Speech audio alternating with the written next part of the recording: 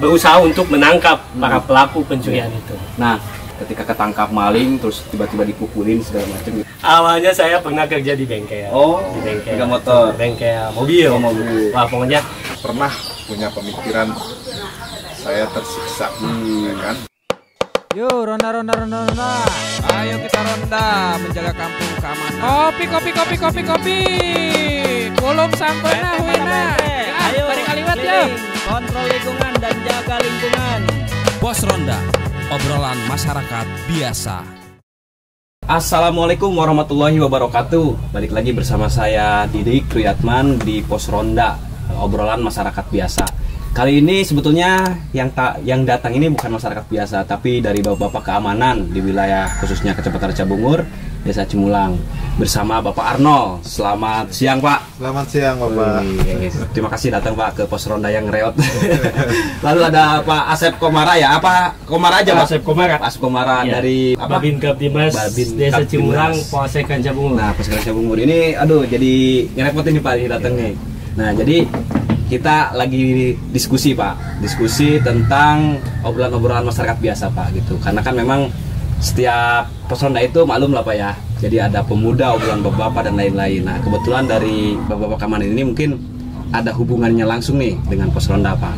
Nah, mengingat karena memang mungkin model saya pribadi nih belum mengetahui secara jelas gitu, Pak. Tugas fungsi dari Bapak TNI, dari Bapak Polisi juga. Kita biasanya menyamaratakan TNI, semua TNI gitu kan, tanpa mengetahui tugas masing-masing. Apalagi polisi, semua polisi. Jadi takutnya gini, Pak, ketika di kampung itu ada bapak di sisi jalan gitu, Pak, di di arah jia gitu ya. Nah, itu harus kita jelaskan di sini. Nah, mungkin dari Bapak Arnold dulu, Pak, nih. Untuk saat ini apa sih, Pak, tugas yang betul-betul harus dijalankan ketika Bapak menjadi seorang Babinsa?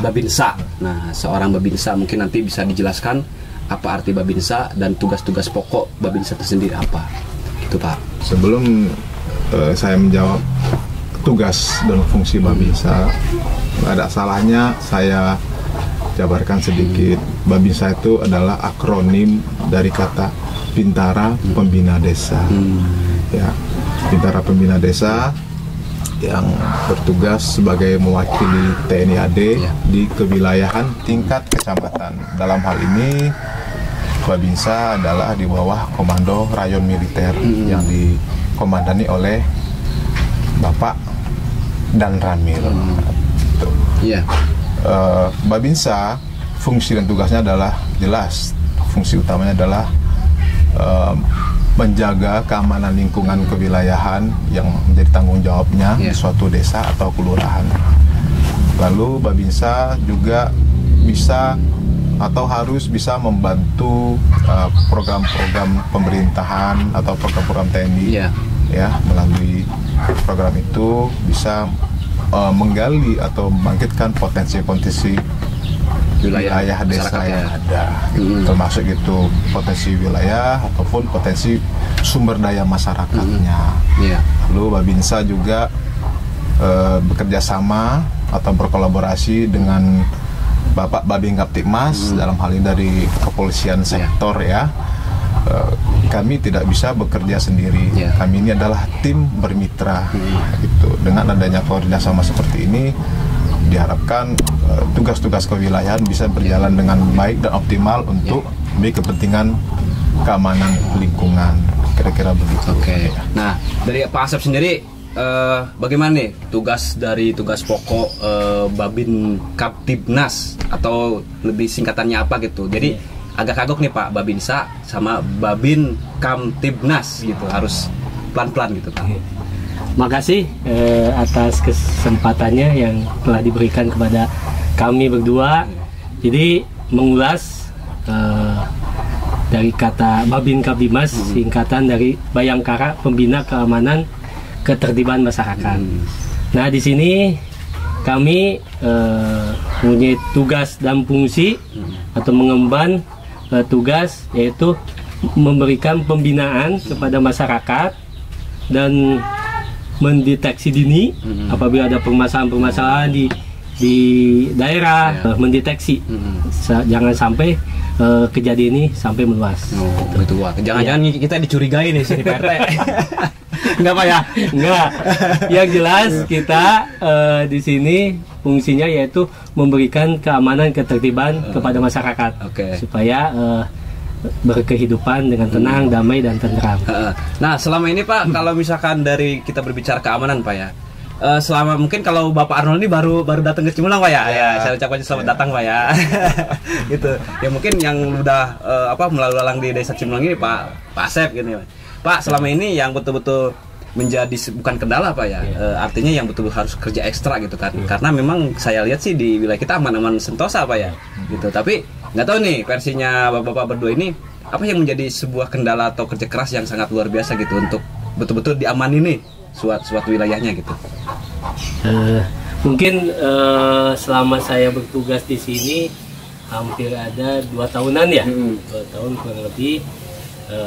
Di sini emang untuk secara umum aman, kondusif, cuman ada beberapa hal yang ada tindakan-tindakan kriminal lah, seperti misalkan pencurian ternak, itu pencurian ternak itu ya seperti contoh ayam, betul Pak. Kadang-kadang kambing ya. Sekali-kali kambing, sekali-kali kambing. Nah, makanya kita berdua karena ini kan kejadian-kejadian yang bisa dibilang banyak kejadian, cuman masyarakat ini enggan untuk melapor. Makanya kita jemput bola ke wilayah sambil menyambangi ke rumah-rumah, dan ternyata di sana keluar bahwa ada sebagian masyarakat yang curhat kepada kami bahwa Pak, di sini ada pencurian ayam, misalkan entog ya, kayak gitulah, pencurian ternak. Nah, akhirnya dia terbuka untuk melaporkan itu. Nah, setelah itu kami kasih arahan dan kami tampung curhatan itu, dan kami memberikan arahan bahwa untuk kedepannya supaya melaporkan kejadian ini, supaya kita tahu kita ada informasi itu bahwa di daerah itu ternyata rawan pencurian. Nah, kita nanti kedepannya bisa mengantisipasi kejadian itu dan berusaha untuk menangkap para pelaku pencurian itu. Nah, kalau misalkan berbicara pencurian nih Pak, karena kan memang kalau di wilayah kita itu mungkin masih harus betul-betul ekstra edukasi Pak ya. Ketika ketangkap maling terus tiba-tiba dipukulin segala macam gitu tanpa mungkin ada pelaporan setelah si pencurinya itu udah tepar lah bahasanya gitu. Nah, hal apa yang betul-betul masyarakat lakukan itu ketika istilah kita menangkap basah nih?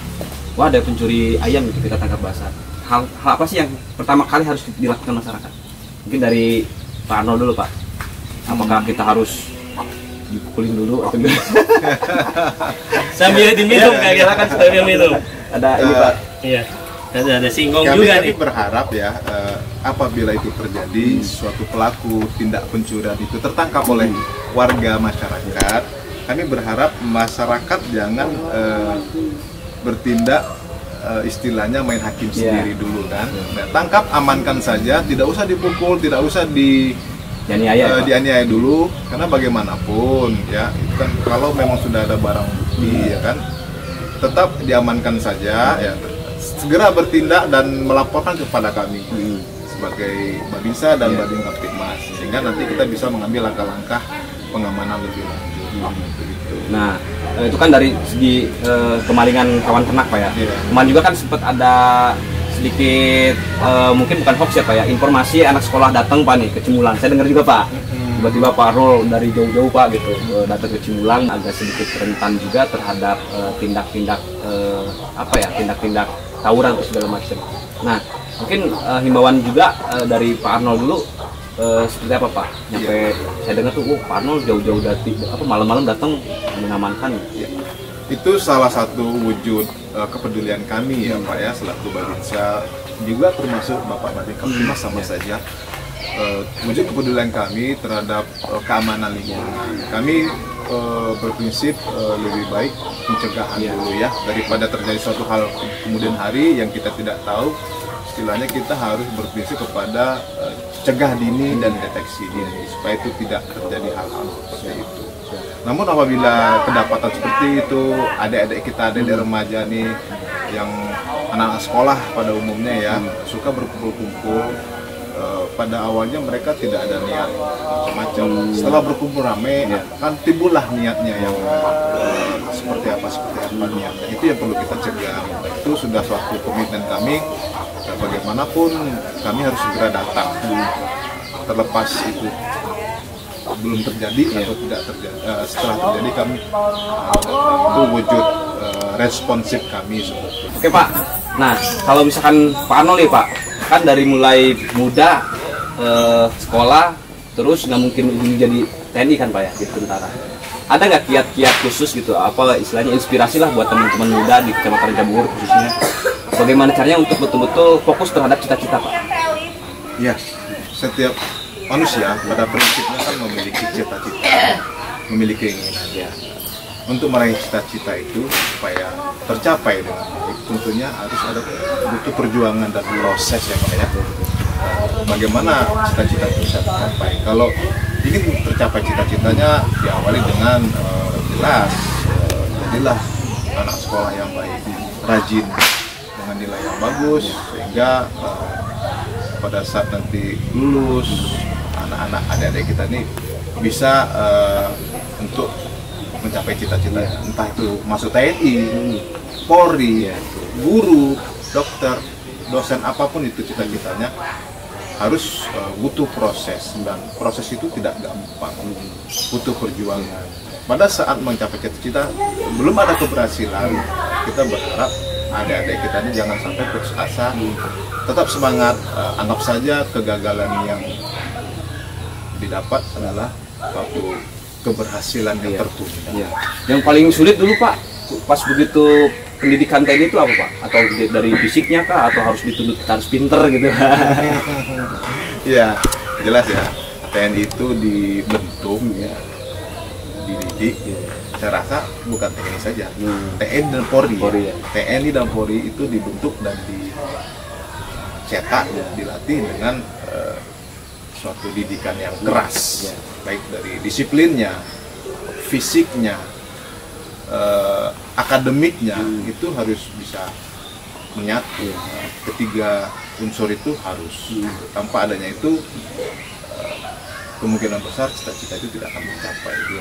Karena kalau tidak dididik dengan keras, tidak dibentuk kedisiplinan, kita tidak bisa jadi setegar atau sekuat ini.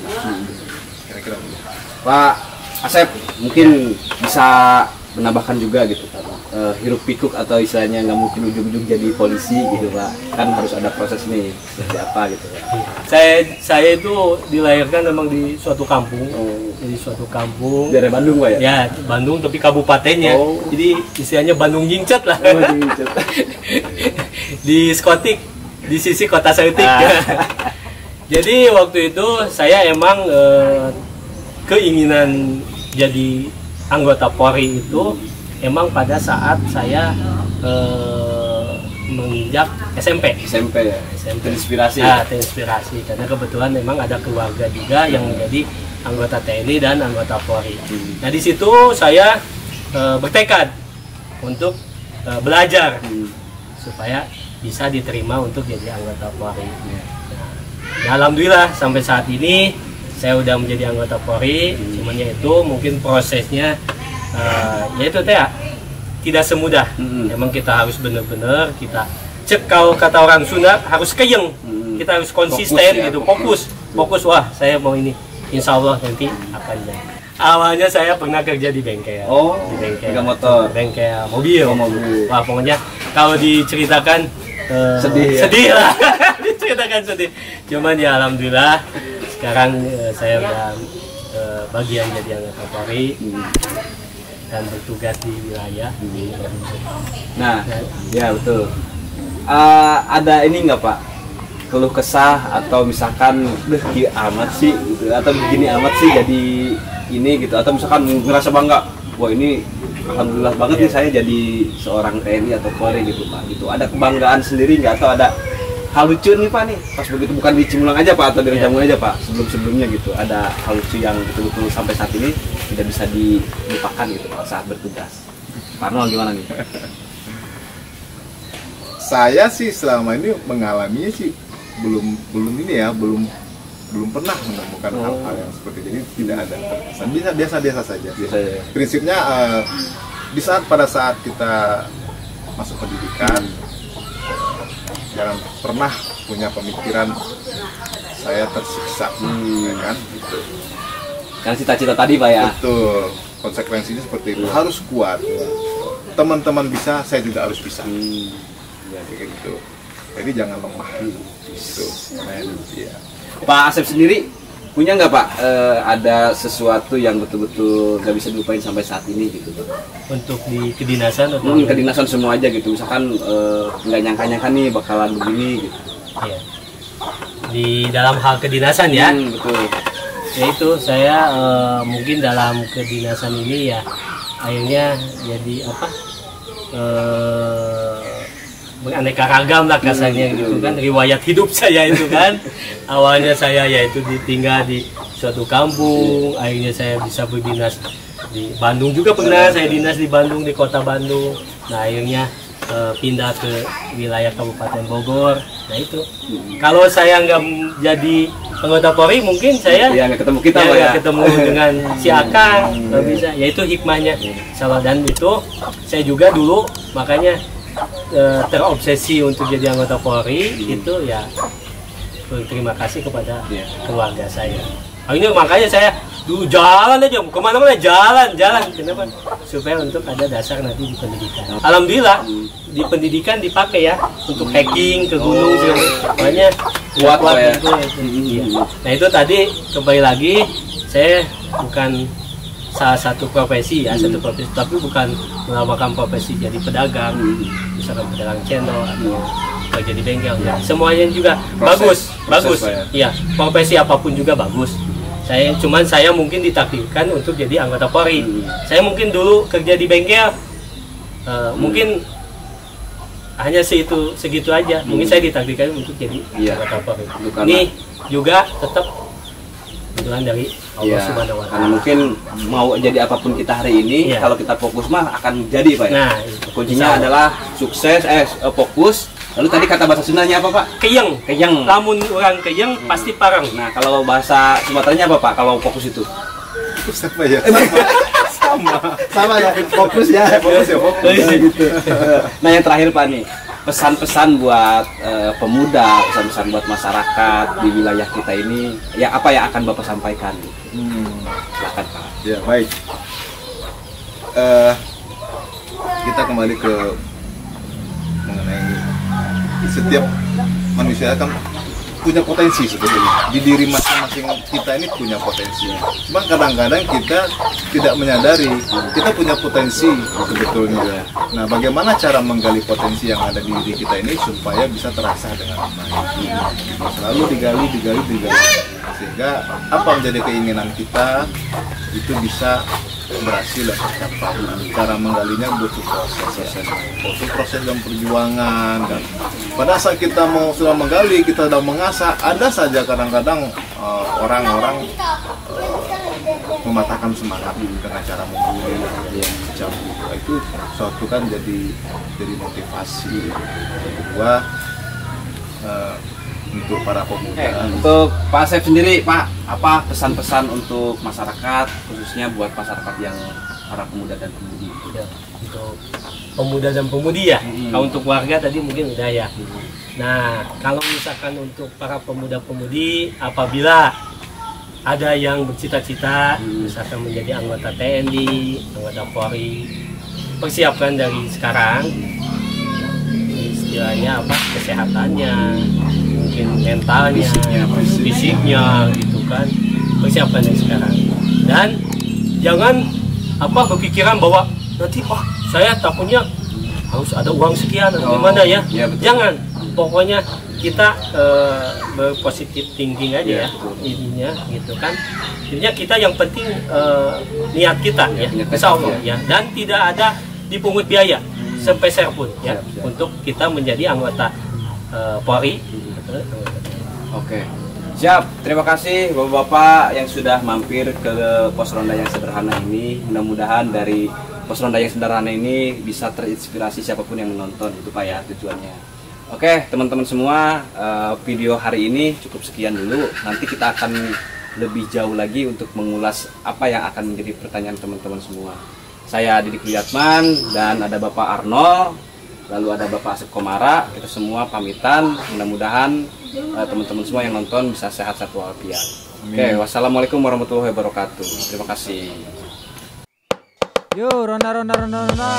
Ayo kita ronda menjaga kampung keamanan. Kopi. Belum sampai nah, Wina. Ayo Tarik kaliwat ya. keliling, kontrol lingkungan dan jaga lingkungan. Pos Ronda, obrolan masyarakat biasa.